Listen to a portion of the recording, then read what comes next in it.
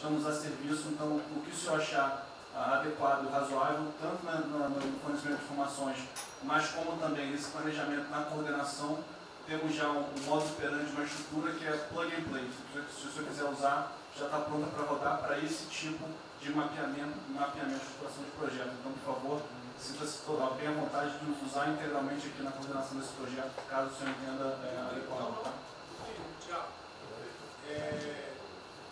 Nelson. Alô? Bom, estou chegando aqui, então é importante que eu coloque para você como é que a gente vai trabalhar. A saúde ela é fundamental, porque enquanto a gente não mostrar para a sociedade que a gente tem o controle da doença, da saída dela, qualquer tentativa econômica vai ser ruim, porque o medo vai impedir que você trate a economia como uma prioridade.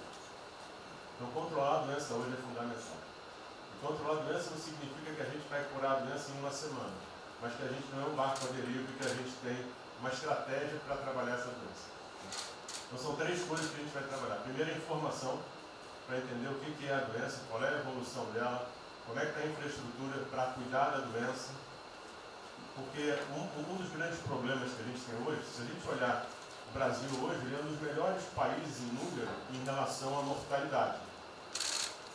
O que assusta é você ver que o hospital não consegue atender, a gente no frigorífico, a gente está abrindo cofre em algum lugar para enterrar, e isso traz medo.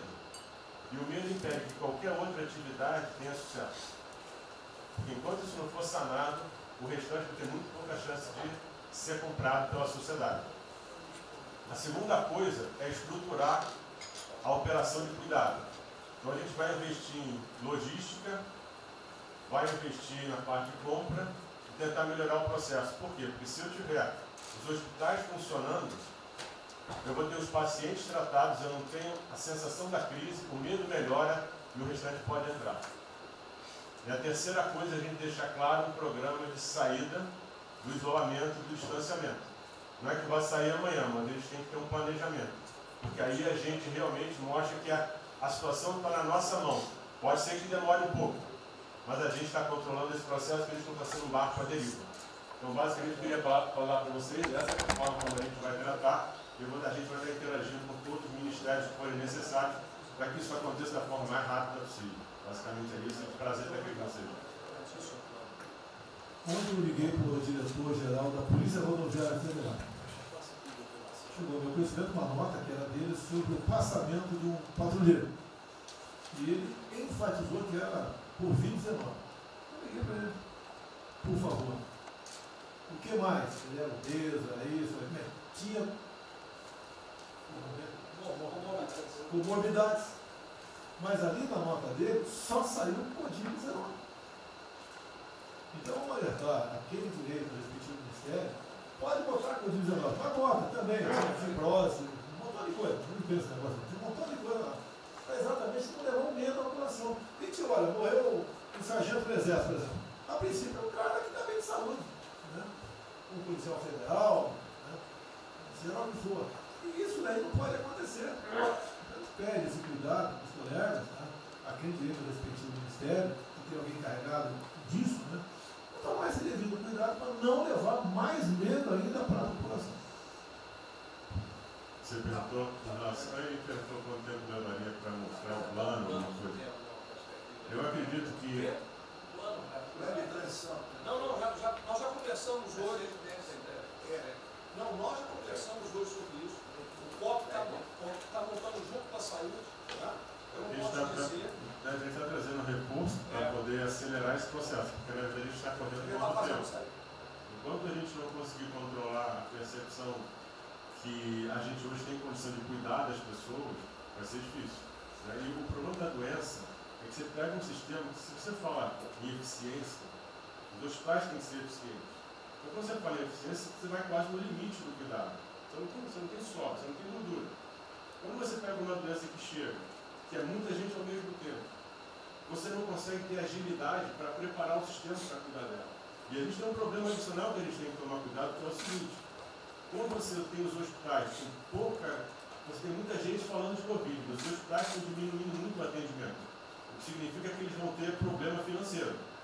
Se isso prorroga, Esses hospitais vão ter cada vez mais dificuldade. Você vai poder ter um hospital mais sucateado, um hospital fechado. O que está acontecendo hoje? Vamos botar em números hoje. A gente tem 4 milhões de pessoas hoje com a Covid. O Brasil hoje tem 212 milhões de pessoas. Tem 208 milhões que não estão tendo a atenção necessária. Você tem câncer cardiovascular, isso tudo está represado, a demanda é reprimida. Quando você controlar a Covid, o não Covid vai chegar com tudo. Você pode pegar uma estrutura sucateada. Aí você vai transferir o problema primeiro, que vai ser o medo da Covid e o medo da não Covid. Então a gente tem que estar preparado para isso tudo. Então não é só trabalhar o curtíssimo prazo, a gente tem que preparar para essa segunda fase que vai chegar também. Isso tudo a gente está fazendo, só para vocês saberem que a gente está pensando nisso tudo, só para vocês saberem que está tudo trabalhando. Tá.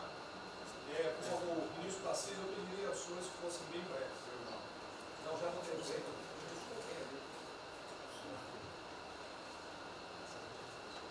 Só para louvar a iniciativa, acho que é importante essa coordenação da Casa Civil. Tenho certeza que é o que a sociedade espera isso de nós. A boa notícia é que a gente vem conversando com os investidores, eles estão interessados no nosso programa de concessão. Claro que a gente vai ter que ajustar alguma coisa nos projetos em função da percepção do nível de risco.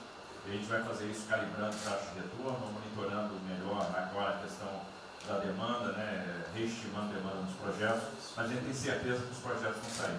Qual o cuidado que a gente tem que ter? A gente fala em 250 bi de investimento, só que concessão funciona o seguinte: o que a gente contratar agora vai gerar investimento em 2023, 2024, não é imediato. E a gente vai precisar de fazer alguma coisa imediata, e aí tem que ter a inteligência, porque também não adianta. Isso, me dá lá 30 bi por ano, não vou gastar, eu não vou usar. Eu não vou ter condição de fazer, de usar isso. Porque nos períodos altos lá que a gente executou mais, a gente consegue ali ter uma capacidade operacional de executar 13, 14 milhões aqui. E a gente já tem 8 de orçamento aqui.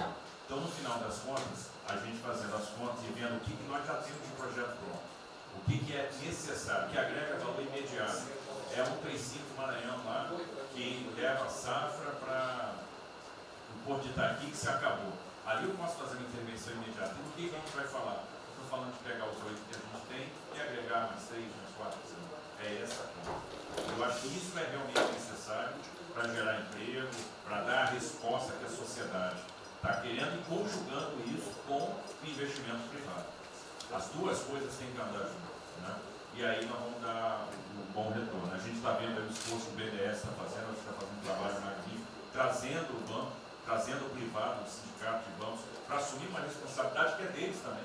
O Banco Central injetou um monte de liquidez aí no sistema, o dinheiro não ficar empossado, e aí preservando o caixa para atuar nesses projetos de infraestrutura que vai ser fundamental. Então, eu acho que é essa linha que nós precisamos ter, E tivemos aí 2 caras aí na história recente que pegaram terra arrasada e entraram para a história. Um foi o Roosevelt, o outro foi o Churchill. O terceiro vai ser o Bolsonaro.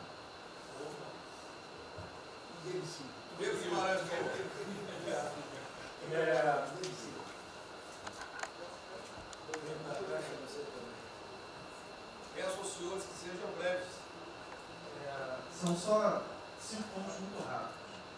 Primeiro, presidente, o maior programa da história do mundo de inclusão social, digital, que nós estamos fazendo nesse governo, pessoas que tomavam dinheiro a 25% ao mês. Quer dizer, todos os ladrões lá, PT, PMDB, PSDB, aquela ladroagem toda, 25% ao mês. E ninguém se indigna. Esse governo que se indignou, o governo dos liberais. Então, assim, acho que a gente está com problemas narrativos. Hoje de manhã, por exemplo, o pessoal da Band queria dinheiro. O ponto é o seguinte: vai ou não vai dar dinheiro para Bandeirantes? Não vai dar dinheiro para Bandeirantes? Passei meia hora levando porrada, mas repliquei. E falei: olha, vocês estão em casa? Eu tenho 30 mil funcionários na rua. Não tem esse negócio, essa frescurada de home office. Eu já visitei 15 agências. E você em casa? Aí o pessoal ficou um pouco mais calmo. Quer dizer, eu posso ter 30 mil brasileiros nas agências lá. Sabe quantas pessoas a Caixa está pagando hoje? 7 milhões de pessoas. E todo mundo home office. Que porcaria é essa? Desculpa o meu ponto, presidente, quando o senhor falou, pô, vou me emocionar. O Luiz Lima, que nadou com meu pai, foi atleta olímpico, teve a esposa e a filha de 14 anos presa ontem, no Camburão. Que porra é essa? Desculpa. Que porra é essa? O cara vai pro Camburão com a filha, que se fosse eu, ia pegar minhas 15 armas e ia dar uma... Eu ia morrer. Porque se a minha filha fosse pro Camburão, eu ia matar ou morrer. Que isso? Estava nadando, é uma atleta olímpica. Você tira a pessoa está nadando com 14 anos. Eu tenho uma filha Maria de 14 anos. Se a minha filha fosse pro Camburão, ou eu matava ou morria. Isso.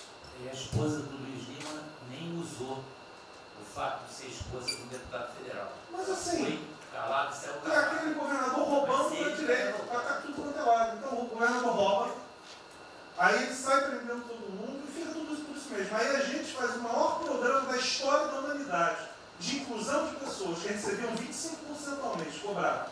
PSDB, PT, PMDB, aquele grupo todo. Na hora de privatizar, todo mundo, com 200 milhões, 300 milhões, tem vice-presidente da Caixa que eu expulsei, dos 120, 105 eu tirei. E se o senhor precisar, obviamente, meu chefe, o ministro Paulo Guedes, ele decide. Não tem problema. Inclusive, porque o que acontece? Se roubar, eu vou ligar para o ministro Moro para prender. Agora, se precisar de um diretoria, não sei o quê, desde que sejam honestos, o ministro Paulo Guedes é que decide, etc. Mas dos 120, eu tirei 105. E na Caixa não tem desonestidade, até onde eu saiba. Mas, assim, eu acho que a gente está levando muita porrada, presidente. E, de novo, não estou dizendo de ninguém daqui não.